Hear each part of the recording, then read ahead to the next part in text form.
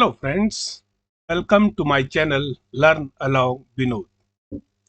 As we have started a series Teaching from Home, and in this series we were discussing public administration, and today we will discuss ecological approach. Okay, so ये है part 6 और part 6 का भाग है 4th.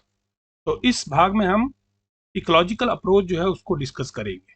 Okay, so let's start ecological approach. Okay, तो पहले हमने बहुत सी अप्रोचेज हमने डिस्कस कर ली है, चाहे वो बिहेवियरल अप्रोच हो, स्ट्रक्चर फंक्शनल अप्रोच हो, पब्लिक पॉलिसी अप्रोच हो. ओके, इसी तरह से और भी हिस्टोरिकल अप्रोच, बहुत सी अप्रोचेज हमने डिस्कस कर ली हैं. तो आज हम इकोलॉजिकल अप्रोच जो है उसको डिस्कस करेंगे. Okay, in recent years governments all over the world have experienced a great change in their functions and responsibilities. In this changed milieu, efficient public administration has become crucial in fulfilling the goals and objectives of the government. Consequently, administrative theories, approaches, and models have become more important to understand public administration. The ecological approach to the study of public administration is one of those approaches that help us to understand it. The ecological approach to the study of administration has come to the fore when Western theories, approaches have been found inadequate for the study of the problem of administration in third world countries. Okay? तो आजकल जब हम बात करते हैं एक नए scenario में, एक बहुत ही चेंजिंग सर्कमस्टांसिस में हम देखते हैं कि जो गवर्नमेंट्स है, चाहे कहीं भी हो पूरी दुनिया में, उनके जो काम है और उनकी जो रिस्पॉन्सिबिलिटीज हैं, ठीक है, ये जिम्मेदारियां हैं, उनमें बहुत ज्यादा बदलाव हो रहा है. ठीक है, और यहाँ पे बात ये आती है कि इस सारी चेंजेस में, ये जो आपके सारे चेंजेस आ रहे हैं, इसमें जो पब्लिक एडमिनिस्ट्रेशन है वो जो गवर्नमेंट के उद्देश्य हैं उनको पूरा करने में एक बहुत बड़ी भूमिका निभाता है. ठीक है, तो बहुत सी थीरीज और बहुत से मॉडल्स डेवलप किए गए हैं पब्लिक एडमिनिस्ट्रेशन को समझने के लिए. ठीक है, लेकिन इन सभी थीरीज में, इन सभी मॉडल्स में जो इकोलॉजिकल अप्रोच है वो बहुत ही, एक तरह से हम बोल सकते हैं कि वो सामने आई. और वो सामने इसलिए आई क्योंकि जो थीरीज थी, जो पहले की थीरीज थी हमारी, ठीक है, वो एडुकेट नहीं थी problems of administration in third world countries की को स्टडी करने के लिए. ठीक है, मतलब जो थर्ड वर्ल्ड कंट्रीज को जो स्टडी या जो प्रॉब्लम्स आ रही थी उनको स्टडी करने में वो इनएडुकेट हुई, इसलिए इकोलॉजिकल अप्रोच जो है वो हमारे सामने आई. Ecology is a term borrowed from biology. It is concerned with the science dealing with the interrelationships of organisms and their environment. जो आपकी, जब हम इकोलॉजी की बात करते हैं, देखो इकोलॉजी जो है टर्म है आपकी बायोलॉजी से ली गई है. इसका मतलब ये होता है जो आपके ऑर्गेनिजम्स हैं, ठीक है, जीव हैं, उनका जो उनके एनवायरनमेंट है, ठीक है, उसके साथ किस तरह के संबंध हैं, किस तरह के इंटर रिलेशनशिप हैं, अंतर संबंध किस तरह से हैं, ठीक है, उससे संबंधित है आपकी ecology. Okay, so it is a study of the interplay of living organisms and their physical and social environment, and it is concerned with the question of how a balance involving organisms and the environment is achieved for survival.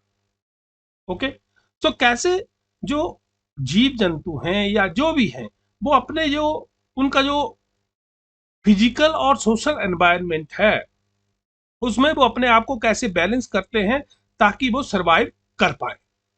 Likewise, the growth or development of each society is conditioned by its own history, economic structure, values, political system, etc. The characteristics of its social system and its physical environment shape the ideas and institutions. Thus, to understand the interaction of administration and its environment, it is necessary to have an understanding of society and the various factors affecting its functioning. तो यहाँ पे बात ये आती है कि अगर आपने एडमिनिस्ट्रेशन को समझना है, if you want to understand the administration, तो उसके लिए जरूरी ये हो जाता है कि उसका एनवायरनमेंट जो है उसको भी समझना पड़ेगा। उसके एनवायरनमेंट में सोसाइटी आती है, उसके एनवायरनमेंट में आपका इकोनॉमिक स्ट्रक्चर आता है, उसके एनवायरनमेंट में वैल्यूज स्ट्रक्चर आता है, आपका पॉलिटिकल सिस्टम आपका आता है, ठीक है। इसी तरह से अलग अलग तरह के जो स्ट्रक्चर्स हैं वो उसके एनवायरनमेंट में हैं, आते हैं, तो उनका आपस में इंटरेक्शन होता रहता है। ओके, तो ये जो हमारी इकोलॉजिकल अप्रोच है यही बात करती है। The ecological approach assumes that administrative behavior is peculiarly muddied by the values of the administrative culture in which it functions. Okay? मतलब ये कि जो एडमिनिस्ट्रेटिव बिहेवियर है, ठीक है, उसको किस तरह से उसके ऊपर इफेक्ट होता है जो आपका कल्चर है, ठीक है, values of the administrative culture, जो एडमिनिस्ट्रेटिव कल्चर की वैल्यूज हैं उसके द्वारा उसका निर्माण होता है। Okay, the administrative culture in turn is an outgrowth of the interactions of values and traits of the administrative system with the social system as a whole. Through reflection of public administration, John Gauss की एक book थी, reflections of public administration, 1945 में आई थी। Gauss introduced the ecological perspective in public administration. He related government functions to the environment comprising of people, situations, scientific technology, social technology, ideas, wishes and personalities. ठीक है, तो ये Gauss जो थे, John Gauss जो थे, उन्होंने क्या किया, रिलेट किया था फंक्शंस, ठीक है, गवर्नमेंट के फंक्शन को किसके साथ, उसके एनवायरनमेंट, और उसके एनवायरनमेंट किससे कंप्राइज ऑफ था, वो था आपके लोग हैं आपके बाहर, सिचुएशंस किस तरह की आपके सामने आ रही हैं, साइंटिफिक टेक्नोलॉजी आपके सामने क्या है, ठीक है, सोशल टेक्नोलॉजी क्या है, आइडियाज, लोगों के आइडियाज, विशेष क्या है, पर्सनैलिटीज क्या है। Okay, the ecological approach to the study of public administration was initiated by J.M. Gauss, Robert A. Dahl and Robert A. Merton long before F.W. Riggs. What it was Riggs who made a significant contribution to this approach. देखिए, rigs को हम मानते हैं कि उनका बहुत ज्यादा योगदान है इकोलॉजिकल अप्रोच में, लेकिन उससे पहले भी कुछ एक थिंकर्स थे, जैसे J.M. Gauss है आपका, रॉबर्ट डाल है आपका, रॉबर्ट मर्टन है, उन्होंने भी अपना कंट्रीब्यूशन इकोलॉजिकल अप्रोच में दिया था, लेकिन जो रिग्स का कंट्रीब्यूशन था वो बहुत ही महत्वपूर्ण है। सो आइडियाज ऑफ F.W. Riggs, सो इसका मतलब ये है कि अगर हमने इकोलॉजिकल अप्रोच को अगर हमने समझना है, तो जो F.W. Riggs का आइडियाज हैं उनको भी समझना पड़ेगा, तभी हम इकोलॉजिकल अप्रोच को समझ पाएंगे, ठीक है। The concept of ecological approach adopts a system approach to the understanding of the phenomenon, ठीक है, मतलब ये कि जो इकोलॉजिकल अप्रोच है वो किसको अपनाती है, वो अपनाती है आपकी सिस्टम अप्रोच को, जिसमें क्या है, आपका इनपुट है, थ्रू प्रोसेस है और आउटपुट है, ठीक है, और उसके बाहर क्या है, एनवायरनमेंट है। इनपुट आपके एनवायरनमेंट से आ रहे हैं ऑर्गेनाइजेशन में थ्रू प्रोसेस से वो आउटपुट या आउटकम के रूप में बाहर जा रहे हैं, और जा कहां रहे हैं, that goes to environment. Okay, इसका मतलब क्या है कि सिस्टम अप्रोच के बेस है आपकी लॉजिकल अप्रोच भी। The system approach treats the phenomena as an integrated whole that consist of independent parts. In spite of concentrating on one aspect of society, the ecological approach takes the holistic view of the organization. This is the reason why Riggs has categorized the broad system at the macro level and attempted to apply those categories to the micro subsystem, such as administration. He took the global system as a frame of reference for his categorization and developed three ideal models, namely fused, prismatic and diffracted, to explain the change in the transitional society. Okay, जो विवर्तित society हैं, जो change हो रही हैं societies, ठीक है, उनको explain करने के लिए उन्होंने क्या किया, तीन आइडियल मॉडल दिए हैं, जिसका नाम है एक फ्यूज सोसाइटी, प्रिज्मेटिक सोसाइटी और diffracted society. Okay, Organizations, structures, procedures, and goals are created and changed as a result of the interaction between an organization and its environment. For an organization to survive, must adapt itself to the changing needs and conditions of its external environment, which is continuously changing. मतलब ये कि ecological approach जो है वो ये मानती है कि जो ऑर्गेनाइजेशंस हैं या स्ट्रक्चर्स हैं या उसके प्रोसीजर्स हैं और गोल्स हैं, ठीक है, वो बनाए और चेंज किए जाते हैं किसकी वजह से? जो आपका इंटरेक्शंस होता है किसके बीच में? ऑर्गेनाइजेशन और एनवायरनमेंट के बीच में, ठीक है।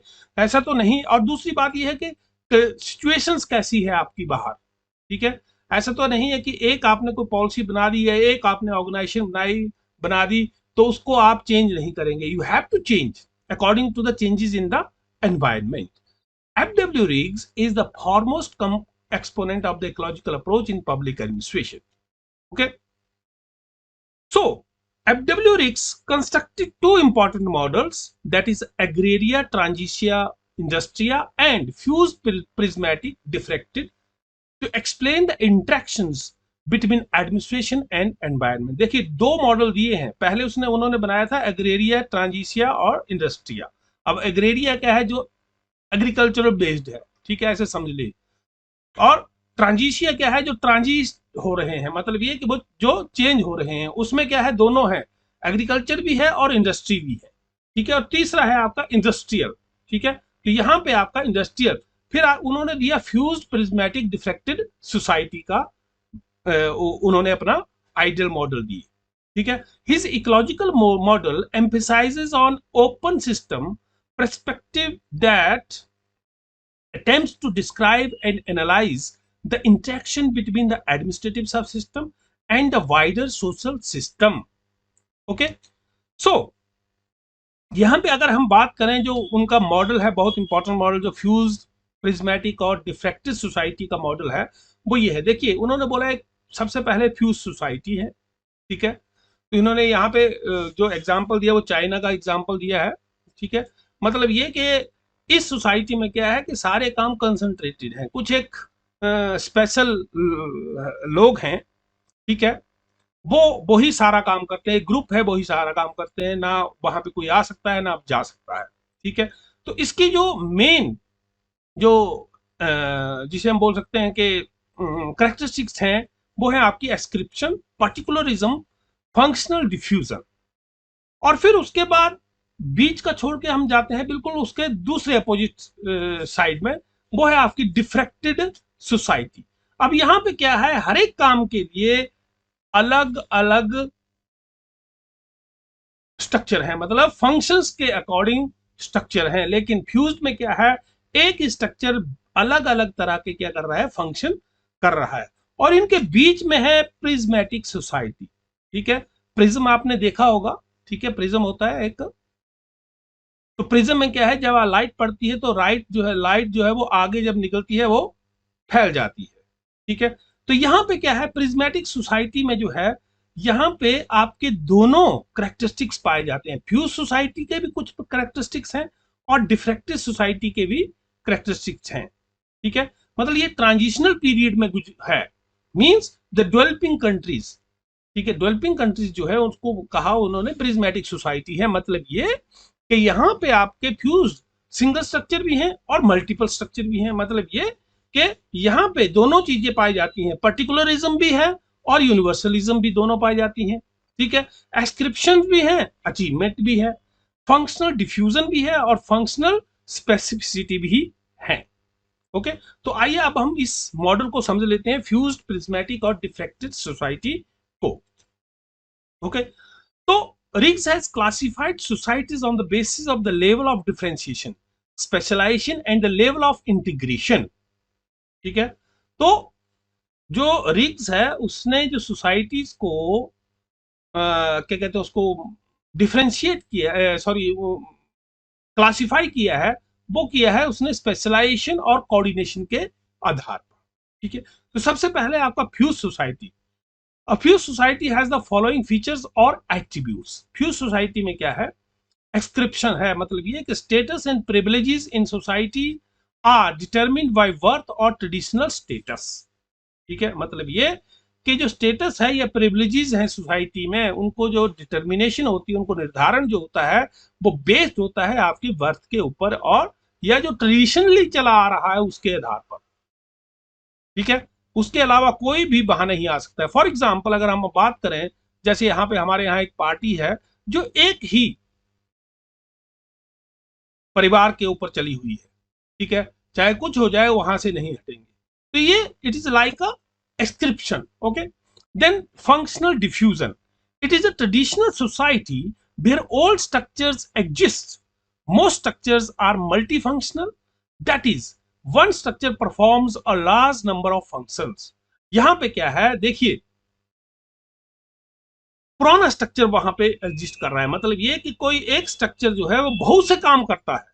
ठीक है, बहुत ज्यादा बहुत सारे काम वही करता है। ठीक है, चाहे वो आपकी क्या कहते हैं उसको पॉलिसी बनानी हो, ठीक है, चाहे वो लॉ एंड ऑर्डर की करना हो, चाहे वो आपकी देश की रक्षा करनी हो या किसी तरह की भी, मतलब मल्टी फंक्शन जो है एक स्ट्रक्चर यहाँ पे कर रहा है।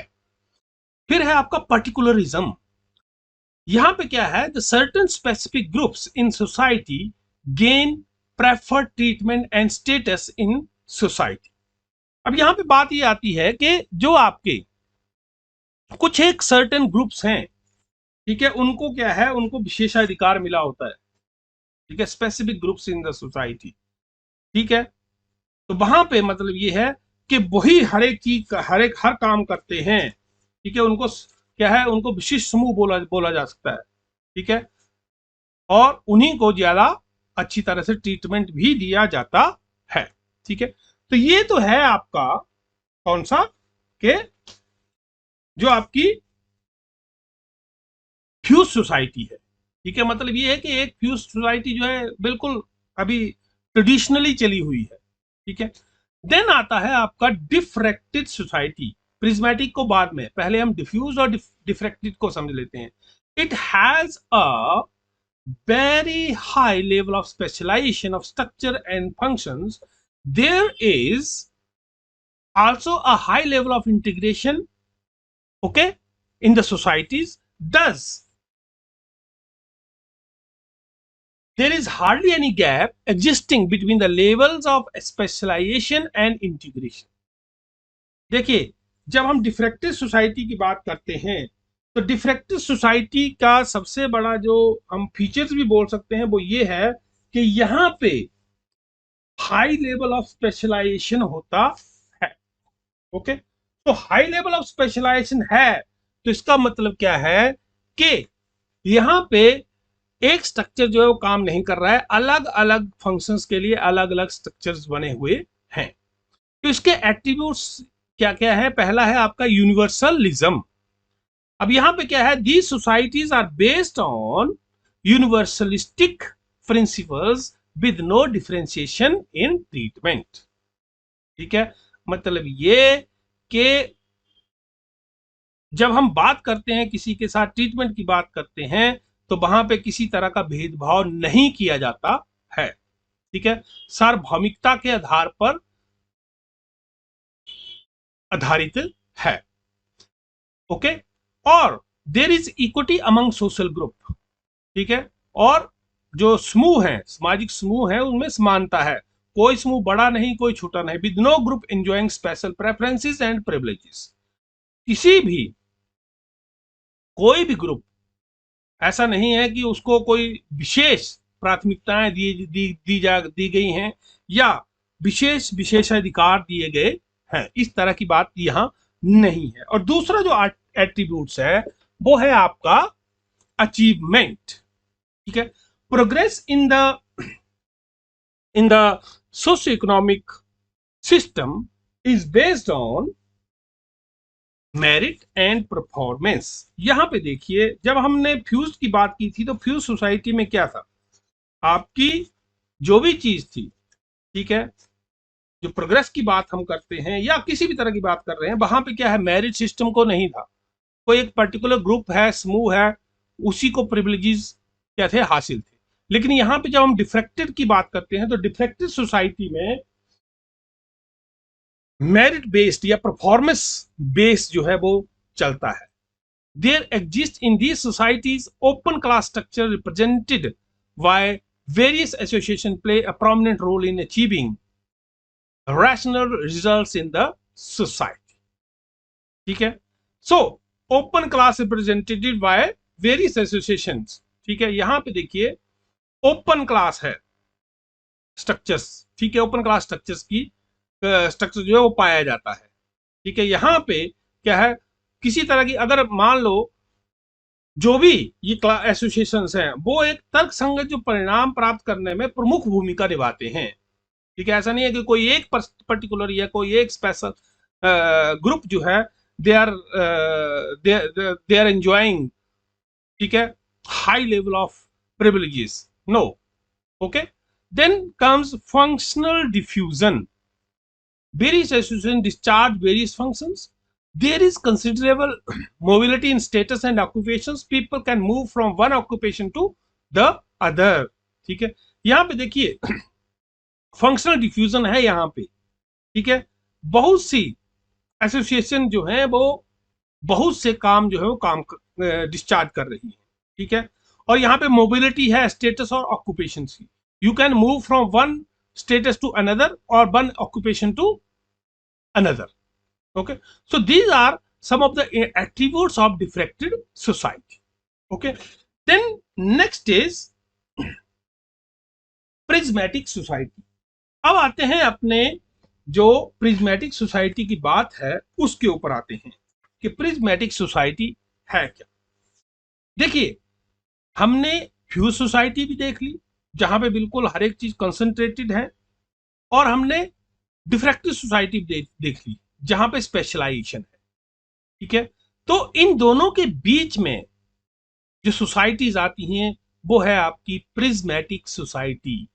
ठीक है, प्रिज्मेटिक सोसाइटी मतलब ये कि दोनों की जो एट्रीब्यूट्स हैं, कुछ एट्रीब्यूट्स आपके फ्यूज्ड के हैं और कुछ एट्रीब्यूट्स आपके डिफ्रैक्टिव सोसाइटी के हैं। मतलब ये कि दोनों का मिक्स है। क्यों है मिक्स? क्योंकि ये ट्रांजिशनल पीरियड में है।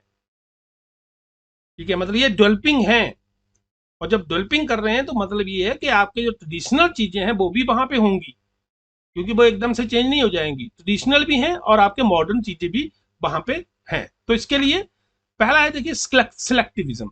This is an intermediate category between universalism and particularism. Under a prismatic system certain groups through larger in number than in a fused society gain precedence over the less privileged groups. यहाँ पे देखिए बात ये आती है कि universalism और पर्टिकुलरिज्म के बीच की जो इंटरमीडिएट कैटेगरी है वो है सिलेक्टिविज्म। ठीक है, और इस सोसाइटी में क्या है, कुछ ग्रुप जो हैं, ठीक है, कुछ ग्रुप जो वो ऐसा है कि वो उनको किसी दूसरे ग्रुप के ऊपर प्रेसिडेंस भी क्या है हासिल है। ठीक है, जो जिनके पास कम है, ठीक है, विशेषाधिकार कम है, आपके जिनके पास प्रिविलेजेस कम है, उनके ऊपर उनकी क्या है वरीयता होती है।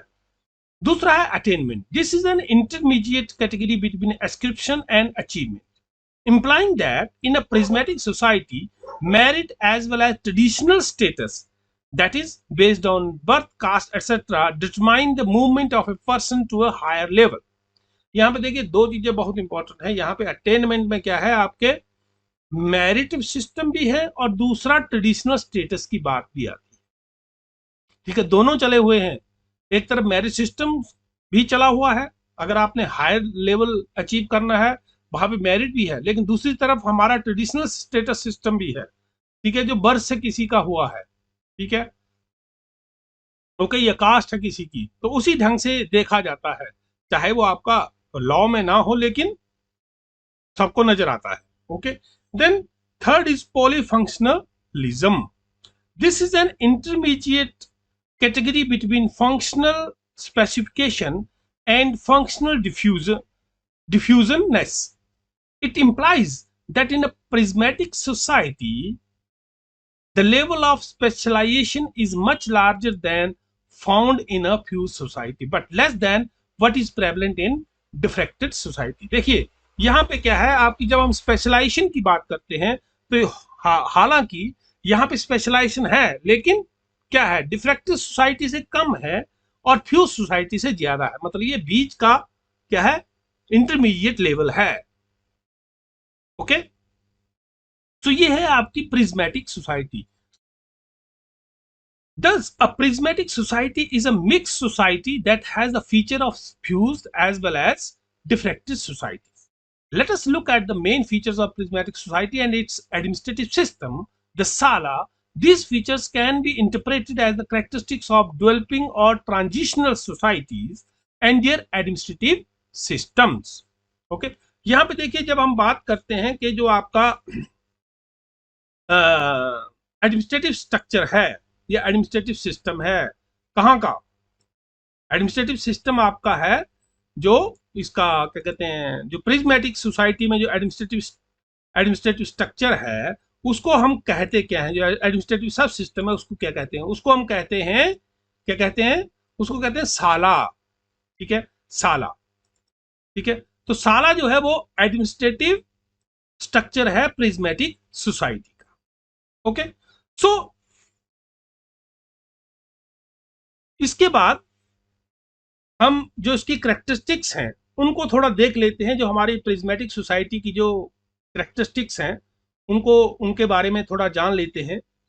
तो सबसे पहले आती है आपकी जो फीचर है वो है आपका हिट्रोजिनिटी। और हिट्रोजिनिटी होता है, हिट्रोजिनिटी का मतलब ये होता है डाइवर्सिटी। ठीक है, so in a prismatic society there is a coexistence of features of fused as well as diffuse, diffracted societies. There are in this society traditional as well as modern systems, practices, viewpoints, norms and behavior patterns coexisting. ठीक है, मतलब ये कि हर एक चीज exist करती है। और यहाँ पे देखिए मेट्रोपॉलिटन सिटीज भी हैं या टाउन्स भी हैं और रूरल एरियाज भी यहाँ पे हैं। ट्रेडिशनल एटीट्यूड भी है, मॉडर्न एटीट्यूड भी एग्जिस्ट करता है। ठीक है, मतलब ये क्या है, हेट्रोजेनिटी इज देयर। ठीक है, ओके, देन नेक्स्ट इज, दूसरा है आपका फॉर्मलिज्म। ठीक है, अब फॉर्मलिज्म जो है आपका, इस सोसाइटी में there is a wide gap existing between laws and their implementation, promises made by leaders and their execution and plans and their implementations. तो यहां पे क्या है, बहुत गैप पाया जाता है। ठीक है, while government programs are meant to benefit all citizens or a specific group, there is partiality seen in granting such benefits. तो यहां पे देखो ये चीजें आम देखने को मिलती हैं कि जब हम बात करते हैं कि हमने ये पर्टिकुलर पॉलिसी या प्रोग्राम जो है किसी के लिए बनाए हैं, लेकिन जब वो बेनिफिट देने की बात आती है तो क्या है, प्रैक्टिकली रूप से उनको नहीं मिल पाता है। फॉर एग्जांपल अगर हम यहाँ पे बात करें कि जो गरीब परिवार है उनको हम ये दे रहे हैं, लेकिन अगर आप ज्यादातर पंचायतों में, ग्राम पंचायत में जाएं तो वहां भी आप ये पाएंगे कि जो एक्चुअल में गरीब परिवार है उनको तो बीपीएल लिस्ट में लिया ही नहीं गया है। ठीक है, तो इस तरह की सिचुएशन जो है इन सोसाइटीज में पाई जाती है। Okay, then comes overlapping. ठीक है, ओवरलैपिंग, ओवरलैपिंग मतलब ये है कि प्रिज्मेटिक सोसाइटी में new and modern structures are designed to perform important socio economic functions, but along with them traditional structures continue to exercise an overlapping influence on the dynamics of such functions. ठीक है, मतलब ये है कि modern structure तो हमने create किए हैं लेकिन वहां पे ट्रेडिशनल स्ट्रक्चर भी एग्जिस्ट कर रहे हैं। ठीक है ना, और जब ट्रेडिशनल स्ट्रक्चर एग्जिस्ट कर रहे हैं तो वो इन्फ्लुएंस करते हैं आपके मॉडर्न स्ट्रक्चर्स को, isn't it? So likewise all traditional values and the dynamics of such functions and the modern objectives and rational values overlap with each other. तो ये चीजें ओवरलैप करती हैं ईच अदर, एक दूसरे के ऊपर। Okay, so overlapping has several dimensions. जो ओवरलैपिंग आपको मिलती है वो हर जगह पे मिल सकती है, चाहे वो पॉलिटिकल हो सकती है, इकोनॉमिक में भी, सोशल, कल्चर एंड एडमिनिस्ट्रेटिव में। ठीक है, तो यहाँ पे देखिए जब हम इसकी बात करते हैं ओवरलैपिंग की, तो सबसे पहले देखिए पॉलिटिकल सिस्टम, ब्यूरोक्रेटिक पॉलिटी। ठीक है, यहां पे देखिए in a prismatic society there is a separation of authority and control. So Riggs observes that a balanced polity is characterized by a balance between the power enjoyed and exercised by politicians and the bureaucrats. ठीक है, सो इसका मतलब ये हुआ कि while bureaucrats are expected to implement policies made by political leaders, they in actual behavior carry considerable information influence on the drafting of policies and in controlling the governance system through their high intellectual ability. तो यहाँ पे क्या है, overlapping होती है. जो function आपका political system का है वो फंक्शन कौन परफॉर्म कर रहा है, ब्यूरोक्रेसी परफॉर्म कर रही है. So there is overlapping in political system. ठीक है, और इसको कहते हैं bureaucratic polity. Okay, then next is economic system, that is bazaar canteen model. ये भी बहुत इंपॉर्टेंट मॉडल है. ठीक है, यहां पे देखिए इन सोसाइटीज में there exist a price in indeterminance, okay, or a bazaar like situation. While the clients or citizens are the buyers of the government services, public officials are the sellers of such services. Although rates and rules are fixed legally for each services, public officials discriminate among citizens and charge higher prices or lower rates depending on a client status and influence. देखिए यहां पे बात आती है कि इस तरह का सिस्टम चलता है आपका बाजार कैंटीन मॉडल. मतलब ये कि अगर आपको देखिए पब्लिक एडमिनिस्ट्रेशन या पब्लिक ऑफिशियल जो हैं they are there to provide services. Okay, आप कहीं ऑफिस में जाते हैं, ठीक है, अगर आपका इन्फ्लुएंस है वहां पे, जानने वाले हैं, तो आपका काम जल्दी हो जाएगा. और एक आदमी जाता है जिसका कोई जानने वाला नहीं, कोई इन्फ्लुएंस नहीं है, तो उसका काम नहीं होता है जल्दी. तो इस तरह की सिचुएशन जो है प्रिज्मेटिक सोसाइटी में पाई जाती है. इसे कहते हैं बाजार कैंटीन मॉडल. ओके, फिर आपका आता है next, that is social system में भी आपकी ओवरलैपिंग पाई जाती है. ठीक है, और इसे कहते हैं पॉली कम्युनलिज्म और क्लैक्स. ठीक है, तो in this prismatic society three simultaneously exist a number of ethnic, religious and racial groups that are in relatively hostile interaction with each other. देखिए पोली कम्युनलिज्म और क्लैक्स, अगर हम आप इंडिया की बात कर ले, यहाँ पे भी इस तरह के ग्रुप्स पाए जाते हैं. अलग अलग ग्रुप्स हैं, चाहे वो रिलीजन बेस पे हो, एथनिक बेस पे हो या रेशियल बेस पे हो. इस तरह के ग्रुप्स हैं और ये ग्रुप जो है एक दूसरे के साथ टकराते रहते हैं और वो हॉस्टाइल होते हैं एक दूसरे के प्रति.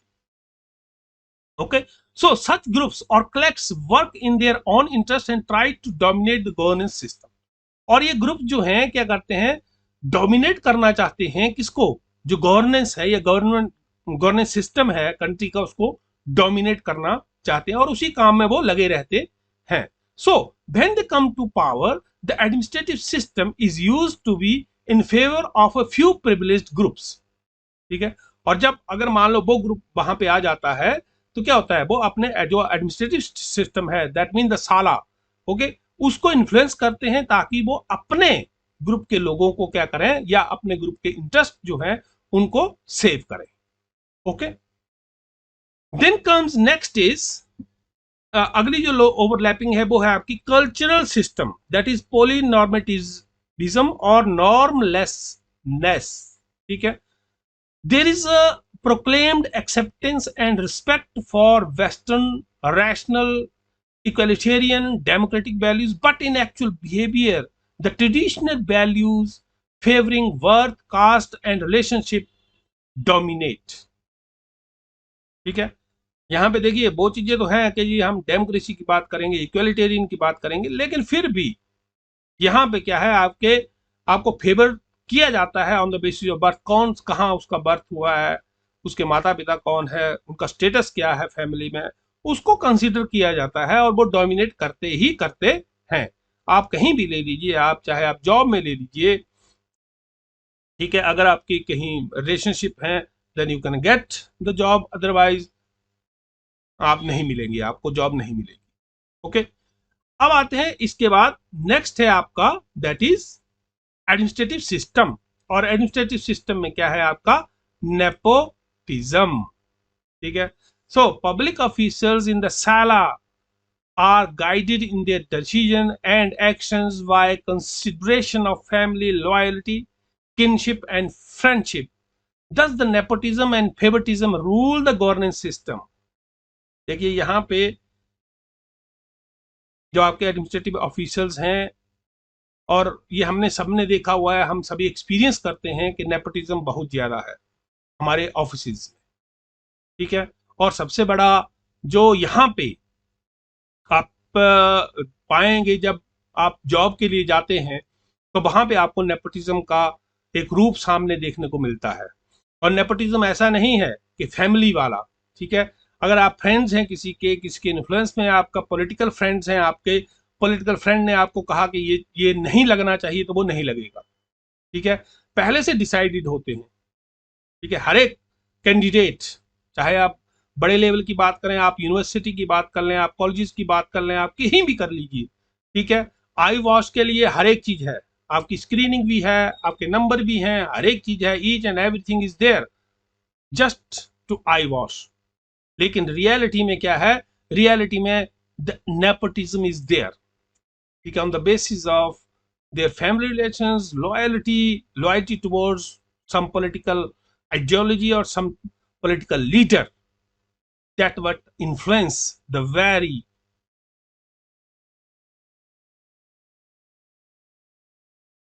appointments। ठीक है, ये जॉब्स जो भी हैं उनको इन्फ्लुएंस करती हैं और उन्हीं को जॉब मिलती है जो उनके साथ हैं।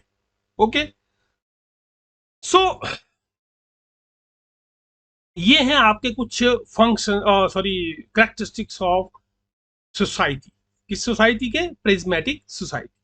So, classical organization theory mainly emphasizes organization structure and principles, whereas the behavioral theories concentrates on human behavior in the organization, but ecological theory emphasizes the interaction of administration with its environment। देखिए, जब हम classical organisation theory की बात करेंगे, organisation theory हम आगे भी पढ़ेंगे, तो उसका कंसंट्रेशन होता है आपके ऑर्गेनाइजेशन स्ट्रक्चर के ऊपर और उनके ऊपर प्रिंसिपल्स के ऊपर। ठीक है, on the basis of these principles हम अच्छा स्ट्रक्चर बना सकते हैं। ठीक है, और दूसरी जो हम बिहेवियरल अप्रोच की बात करते हैं या ह्यूमन रिलेशन थ्योरीज की बात करते हैं, उनका कंसंट्रेशन है ह्यूमन बिहेवियर के ऊपर। ठीक है, लेकिन जब हम आइकोलॉजी की बात करते हैं तो वो क्या करते हैं, वो इंटरेक्शन की बात करती है किसके साथ? एडमिनिस्ट्रेशन की एनवायरनमेंट के साथ। ठीक है, both in content and in analysis Riggs ecological approach extends the horizon and assumes an integrated approach to the administrative system. His approach and models helps us in examining the administrative process in developing countries. Although in practice his administrative models are difficult to find, they help us in appreciating the realities. The Sala model provides an opportunity to analyze and understand the administrative system in developing countries. It also facilitates to further such studies that are based on empirical and ecological approaches। देखिए, rigs का जो model है वो actual में अगर हम ढूंढना चाहें तो नहीं मिलेगा। ठीक है, लेकिन फिर भी ये बहुत हेल्प करता है। ठीक है, ये हमें अपॉर्चुनिटी प्रोवाइड करता है एनालिसिस के लिए और अंडरस्टैंड करने के लिए administrative system of developing countries. So यहां पे हम ये कह सकते हैं कि इकोलॉजिकल अप्रोच जो है वो ये कहती है कि अगर आपने एडमिनिस्ट्रेटिव स्ट्रक्चर को समझना है तो you need to understand the whole environment. There should be a holistic approach towards understanding the public administration. ठीक है, ओके, सो ये है आपकी इकोलॉजिकल अप्रोच। ठीक है, आई होप आपको ये समझ में आई होगी। तो थैंक यू फॉर वॉचिंग।